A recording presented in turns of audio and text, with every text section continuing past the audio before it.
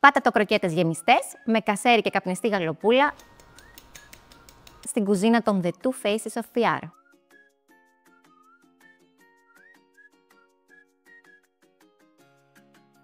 Σήμερα θα φτιάξουμε μαγικές πατατοκροκέτες γεμιστές με κασέρι και γαλοπούλα, που να γλύφετε τα δάχτυλά σας. Πάμε να δούμε τη συνταγή. Καθαρίζουμε και βράζουμε 1 κιλό πατάτες μέχρι να μαλακώσουν καλά. Αμέσως μόλις είναι έτοιμες, τις στραγγίζουμε και όσο είναι ακόμα ζεστές, τις λιώνουμε με ένα πιρούνι, μέχρι να αποκτήσουν υφή πουρέ. Άλλα το πιπερώνουμε, σύμφωνα με το γούστο μας, και αφήνουμε το μείγμα να κρυώσει λίγο, ώστε να μπορούμε να το πλάσουμε. Παίρνουμε μια μικρή ποσότητα από τον πουρέ, περίπου 50 γραμμάρια, και την πλάθουμε σε μπαλίτσα. Με το δάχτυλό μας δημιουργούμε μια μικρή τρύπα στο κέντρο της και προσθέτουμε μέσα μια λεπτή λωρίδα καπνιστή γαλοπούλα.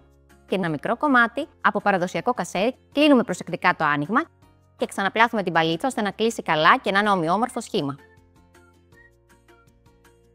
Στη συνέχεια, περνάμε κάθε μπαλίτσα διαδοχικά από αλεύρι, χτυπημένο αυγό και τέλος αποτριμμένη φρυγανιά, για να δημιουργήσουμε ένα τραγανό και χρυσαφένιο πανάρισμα.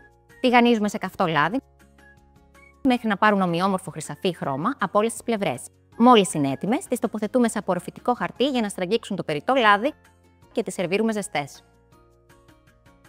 Και ήρθε η ώρα να δοκιμάσουμε. Εγώ έχω συνδυάσει τις πατατοκροκέτες με μια σπιτική μαρμελάδα φράουλα, που να γλύφετε τα δάχτυλά σας. Πάμε να τη βουτήξουμε, γιατί αυτή δεν θέλει πιρούνι, θέλει χέρι.